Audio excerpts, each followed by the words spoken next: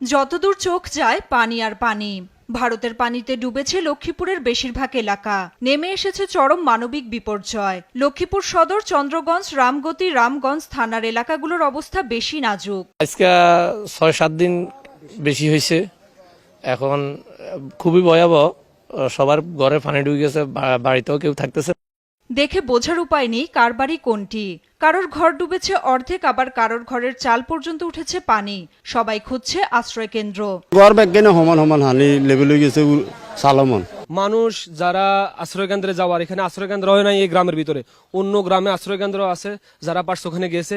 বন্যা কবলিত সদর থানা এবং চন্দ্রগঞ্জ থানাধীন বিভিন্ন ওয়ার্ডে এখনো পৌঁছায়নি কোনো ত্রাণ। তাই ক্ষুধার তাড়নায় ত্রাণের গাড়ির জন্য অপেক্ষা করছেন স্থানীয়রা। আমাদের অনেক ক্ষতিগ্রস্ত হয়েছে, আমরা এখন পুরো বন্যার মধ্যে বাঁচতেছি। তাহলে এদিকে কিন্তু কোনো ঢুকতেছে না, ঢুকের মতো কোনো পরিস্থিতি নেই। টানা বৃষ্টি থাকায় প্রতিদিনই বাড়ছে পানি, আর পানির মধ্যে মানবেতর জীবন পার করছে এসব বানভাসীরা। দেখেন না মানুষ সকলে জল বাঁচতেছে, আর কি করি আপনারা নিজেরই দেখতেছেন। মানুষের ঘরের হানি ঢুকছে, হানি কমানোর কথা কই দিচ্ছেন না। সমাজের বিত্তবানদের কাছে আকুতি, একটু খাবার আর পানি দিয়ে যেন সরাসরি তাদের উপকার করা হয়। নাফিয়া ফারজানা, দেশ টিভি, নিউজ ডেস্ক।